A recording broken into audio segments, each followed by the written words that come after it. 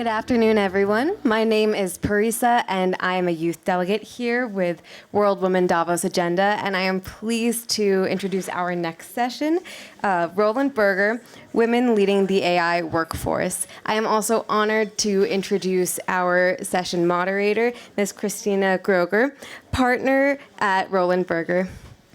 Thank you so much, and a very warm welcome also from my side. And thanks to the World Women Foundation for having me. My name is CHRISTINA GROEGER. I'm a partner from our digital platform at Roland Berger, and I'm advising our clients in large-scale digital transformations. So I'm very honored to host this very relevant panel on women leading the AI workforce. AI. Everybody is currently using it, and it is evolving rapidly.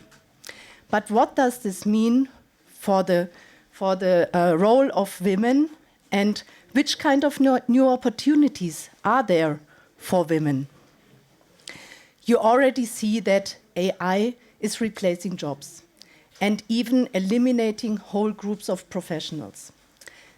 And if we extrapolate that into the next 5 years, will machines only talk to machines anymore?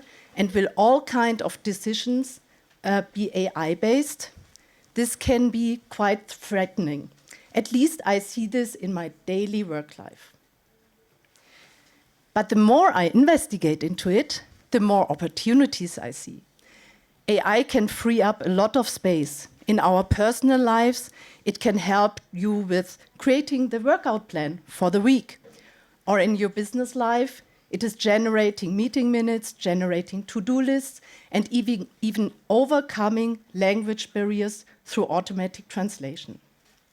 However, we see also a lot of companies reaching their limits of introducing successful AI in the organization. Why is that? Employees are afraid of losing their jobs. Employees are afraid about the technology, and employees are afraid about the change.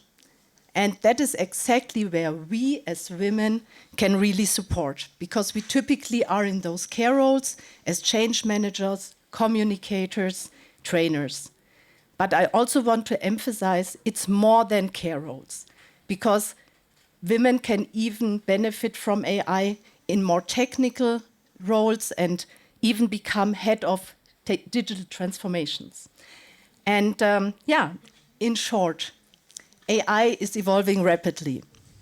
We know now how women can support and which role women can play in introducing AI successfully to organizations. And to further detail this, I really welcome my wonderful panel today. And I would really like you to introduce with a few words yourself. Okay, I'll start. My name is Sandra Babylon. I'm the Chief Technology Officer at Cemba Money Bank. It's a small consumer finance bank in Switzerland. And I can only echo what you said. AI creates a lot of, I would say, hype. So far, it's been under-delivering. Any CFOs in the round? Trying to calculate benefits, take FTEs out. Not happening yet, but if you see the numbers, it's quite a potential threat to a lot of people, which has some caveats that we will discuss today. My name is CONSTANZE SCHWEINSTEIGER. I'm a senior partner with Roland Berger and also supervisory board member with Roland Berger. I am part of the people and organization team, and my focus is on company transformation, corporate transformation, with a focus on the people dimension, the workforce transformation, exactly the topic we're about to discuss. So glad to be here. Well, thanks. My name is ANITA KLINGEL. I'm the head of AI science at IPAI Foundation. We're a small German nonprofit focusing on the societal impact and the societal benefits of AI. And one of those benefits is exactly why we're here. Okay, so let us start into our round of questions. And my first question goes to Sandra. Sandra, what new AI-driven roles and career paths are you seeing emerge? And which ones do you think will grow the fastest? Yeah, that's a good one. The hype started and head of AI has been popping up in a lot of organizations. Depending how big the organizations are, you have whole departments around AI. Working in a smaller organization, you don't have that luxury of creating a department around AI. So that leaves you with, is this really a job title or is it more a mindset? Is that something like a skill we all need to learn? And do you really need an organizational home for it? And my answer probably is no, it's not. What it for sure is not is a purely technical role. And that is also a learning a lot of people have. You don't have to be afraid of this. This is not tech per se. It's tech related. But what isn't? Everything is. So I would assume the role that grows the fastest is understanding, connecting the dots. Don't know if that's a role around transition. Constanze will probably comment on that, what the role is actually called. But for me, it's more connecting the dots. Don't be afraid of crossing your divisional border into something that you have not yet touched, because AI allows you to do that. If I shall comment, Christina, Yes, please. the thing that we observe is that AI is exactly not about roles anymore. AI, and that is the really new thing and the very big transformation that we all have to undergo. It's about skills and capabilities more than roles. Roles are a fixed function in a hierarchical organization usually. And this is exactly what AI is breaking up, because you go cross functions, you go cross barriers, and you integrate entire processes into one piece of action. You do not have handover moments because the AI combines it all. And that is what is really the challenge. How do we find our role? Because we're still role educated. We like to see some safety and expectation of when was a day a successful day? When was I good? When will people look at me and say, well done? And this is something that AI kind of threatens, because the whole meaning of what is work and when do I do my work successful, that will change. So I think it's less about roles, but more about attitude and culture. Yeah, and this also perfectly leads to the next question, which is more about skills and not roles. So Sandra, again to you. Which technical but also non-technical skills will be most critical in the AI era, and how can we as women position ourselves best in this era? Yeah. So I would say there's two things. One part of AI enablement is still engineering. If you work in tech, software engineering is still a big part of this, because some of the things that you think is AI is actually automation, requires good old heavy lifting engineering skills. The other part, though, is a fantastic one, and I'm going to make a confession. I suck at pivot tables in Excel. Always sucked. So I always relied on some smart person to help me with that. Guess what? That's gone now.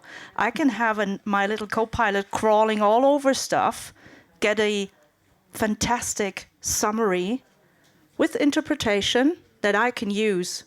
And that one everyone can embrace. So I think there's a very tech and there's a very low tech component to that. And that makes it so difficult to navigate. What kind of skills do you actually need to do that? I would say curiosity is one of them. Yeah. Anita, you want to add on that? Just as a self-confessed tech, I would strongly omit this. And maybe one of my favorite use cases to share is I receive emails on a daily basis that provoke an emotional first reaction. Let's call it rage. So I type into the LLM of my choice my initial all caps email that goes something like, "Are you stupid? I've been explaining this for 3 weeks. For God's sakes, why do I have to go again?"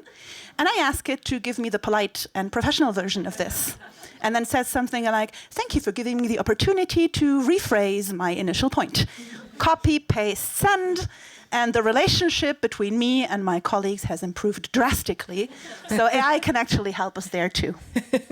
Thanks for sharing that.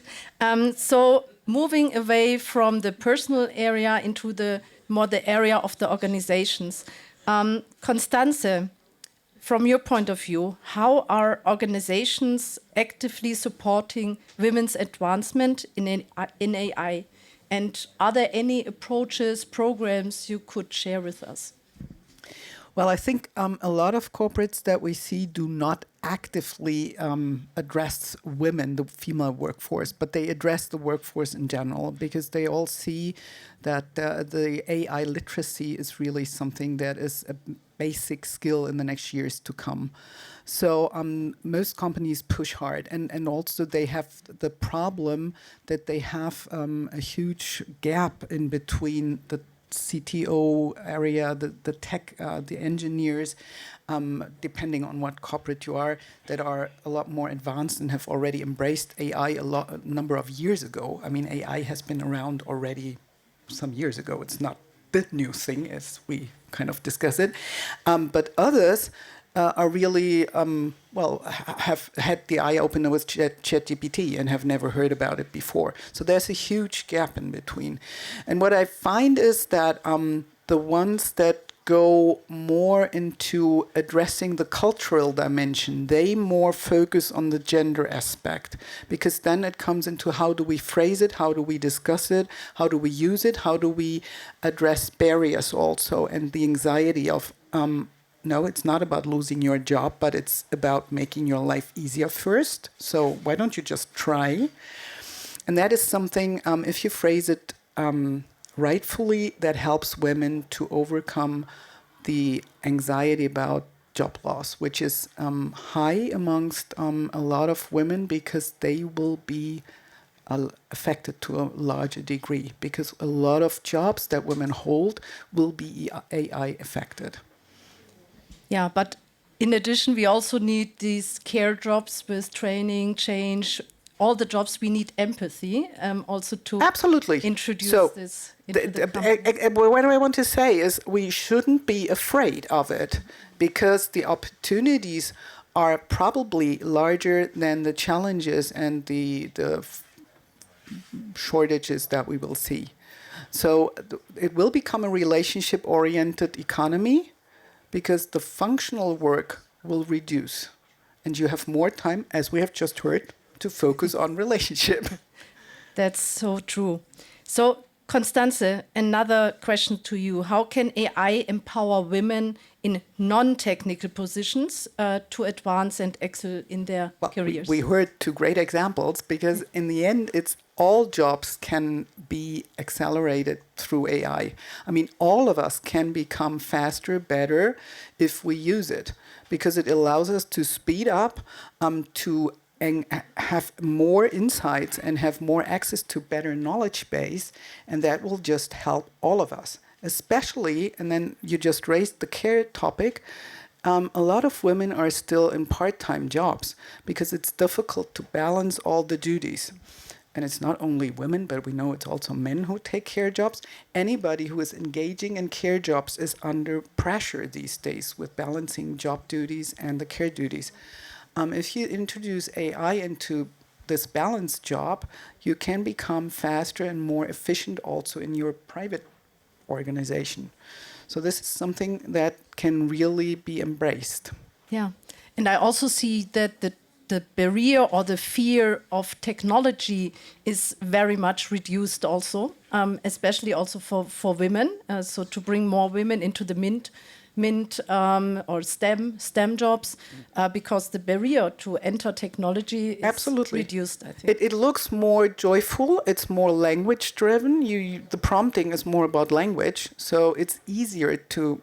So they still don't do the hard techie jobs that are also needed, but it's easier to access. So, Anita, my next question goes to you. What challenges must women address to fully benefit from the opportunities that AI offers in their lives? I think the list is long, but maybe to just pick out one point that was mentioned on a panel earlier and that really rang home for me. it was about conversion rates. Like, we have a lot of talent that leaves university. We don't see that talent in leadership roles. And I'm tired of hearing about how AI will become more diverse when the teams become more diverse. No, the leadership of an AI company needs to become more diverse, because that's where the choices are actually being made. And there's a double bias for us women there, because we tend to shy away from power as itself, because being bossy is not a compliment as a woman, right? So we shy away from power, and we shy away from tech. Because again, technology, like in Germany, we even have a phrase for it, like Frauen und Technik, women and tech. Also not a compliment, right? So we face a double bias when we aspire to leadership positions in tech. The stack, it's double stacked against us. But if we do not reach those positions of power, then we will lose technological power, which society-wise is a huge kind of capital. For those of you who knew Bourdieu, we have economic power, we have social power, and there is technological power in how feeds in social media are being structured, how much visibility we get on LinkedIn for female posts versus male posts. And all of their choices are being made in board meetings that we do not attend, because we do not hold those positions. So please aspire to positions of power within technology jobs, even if that doesn't feel like your comfort zone. We really need to get there. Maybe another follow-up question to you, Anita. How can male allies actively contribute to creating a more inclusive and feminist AI environment for their female colleagues? I know this is your favorite. Yes, thank you. Because the male attendance, if I see it right, please correct me, is a 0% right now. And that's not untypical. I don't like that if we try to support women, we tend to bash men. And I think that the old white male is as wrong a stereotype as the blonde dumb, right? That doesn't hold. I had the privilege of working with great men who supported me, and not only in words, but by actually standing up to their own kind, by asking a client to let me speak, by making my boss aware that I would actually qualify for one of those roles. So the most important thing that men can do, and we need them on board for this, is to be the hero of that story. I'd like to tell more positive stories. I don't want to complain about the old white man in my company. I want to get a stage for the great white man who helped us. And so I ask the men in your lives to be the hero. By the way, protecting and defending your tribe is a very masculine quality. So maybe you can reach them with that argument. And just the last quip, because I heard it at a lot of stages here in Davos. Having a daughter or a wife makes you a feminist the same way that having a gym membership card makes you fit. Okay? If you don't put in the actual work, it's not worth anything. And great, thank you for that. That's great. And by the way, it was like that you came to this panel because I asked your boss if he can be here, and his boss said, no, I want her because she's the better fit for this panel. So this is really one great example that in your area, in your work environment, it's already working out quite well. Shout out to Moritz. Yes, exactly. Okay, so I have a last question to Constanze. So are there any concrete steps that organizations or individuals can take today in order to really support women and to increase the number of females in AI?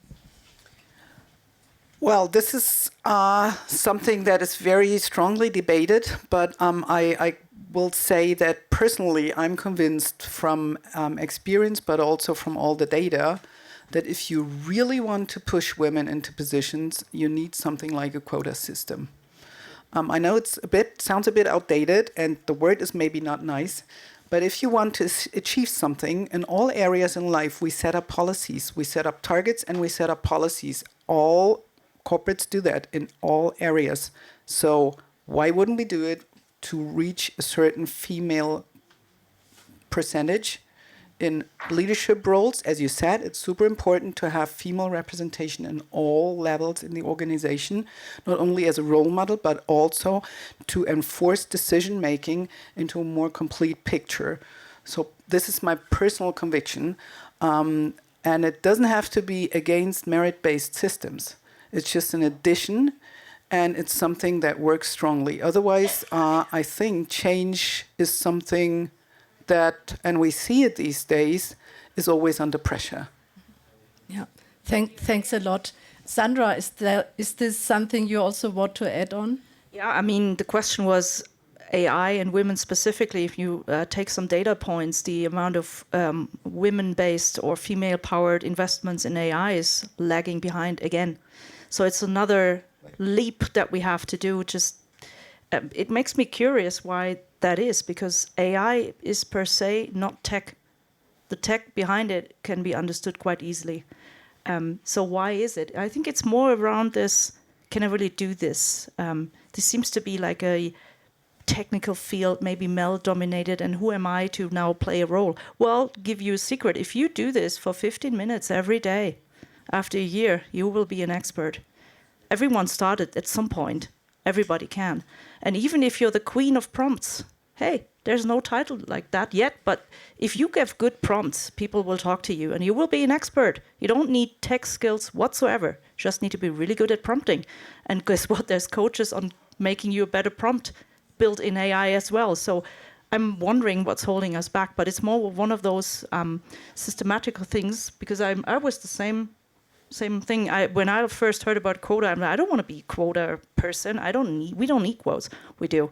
It's the only way we can ever advance these things. There's proven data, there's statistics. So that's one thing. And don't take it personal. No, I mean, of course not. And I took it very personal when I was younger, but yeah, just forget about it. Yeah. I've had a great quote male about allies. the quota that just as an injection. Equality is reached when we have as many unqualified women on a board as we have unqualified men. Exactly. So, Okay, thanks a lot for your view on that. So we are now also we have like four-ish minutes left. So yeah, I think we can also open up for the audience to take your questions. Somebody has a microphone? Yes. Please. Thank you very much, and thank you for this panel. And I was yesterday with Julia Sweet, the president of Accenture, and we were talking about AI as a revolution in the enterprise today. And she said that AI was going to enforce one thing, which is for leaders, which is trust. And I wanted to have your reaction about that. She said, AI, what we need is, as a woman or as a man leading a company, is to enforce trust within the employees. What do you think about that?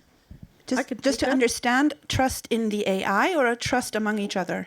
Among each other. If I may comment, I know Julie Sweet. She used to be a legal counsel. Now she runs one of the largest tech organizations globally. I mean, how cool is that, talking about women in tech?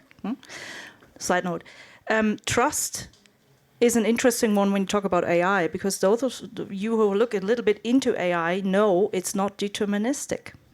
Hallucinations, it's not producing the same outcome. Every time you use it, it's a different outcome. So how can you trust this thing? How do you build something around trust? And then the other part is, this is Switzerland, regulated banking. You need to make sure that the data is not going anywhere, but you want to benefit from everybody else's data. And then reminder, what's in AI? What was it trained with? All the stuff that's on the internet, including all the wrong stuff. And all the reasoning that people put into, oh my God, I looked at something, I did an analysis, and I came to a result. The result goes into the internet. What does not go into the internet is the reasoning. All the million ways you tried out and you failed, that's not in the internet. So that tells you a little bit, that should not be your only trust source, but you will have to build a governance around. You will have to have expertise to judge the outcomes of AI. And yes, you will have to invest in young people, because otherwise, if you don't invest into novice skills, you won't have any experts to judge if that thing is actually producing a very reliable outcome, yes, no. So trust, I would think, is an even more difficult thing now with AI, because you do not fully control what's going inside the thing. So organizations have to be built around leadership and trust. Just to add, I don't like the concept of trust because it requires the receiver to take the first step. I don't want to trust blindly. I will trust if the other side provides responsibility and a governance system. But we don't talk about trustworthy cars, right? We talk about trustworthy AI.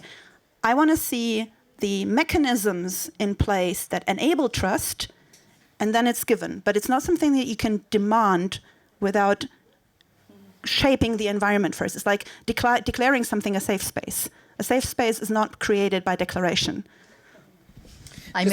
Just to add on that, because you already mentioned it, I think the trust thing that we're discussing now has a lot to do with leadership and how leadership will change. And it just, trust is maybe a little bit more markety. So instead of talking what kind of leadership do we need in the future and how will we have to change in leadership styles. But in the end, it's about how can you lead an organization and people in an age of, as you both said, of a certain uncertainty that we will see. That's exactly that. It was trust because you lead the people through this age that they don't control and nobody control. And you, with the leadership, you have to you have to think about how can I integrate people in an organization that is less structured as it was before, and where information flows relatively freely and is relatively accessible to everybody in the organization. So and that is basically less a matter of trust, but a matter of how can I explain leadership in these circumstances. Okay, unfortunately, we do not have any time left for more questions, but I think that was also a great finish clause, and I thank you so much for this great panel, and I thank all of you for attending and wish all of you a nice remaining afternoon in Davos. Thank you.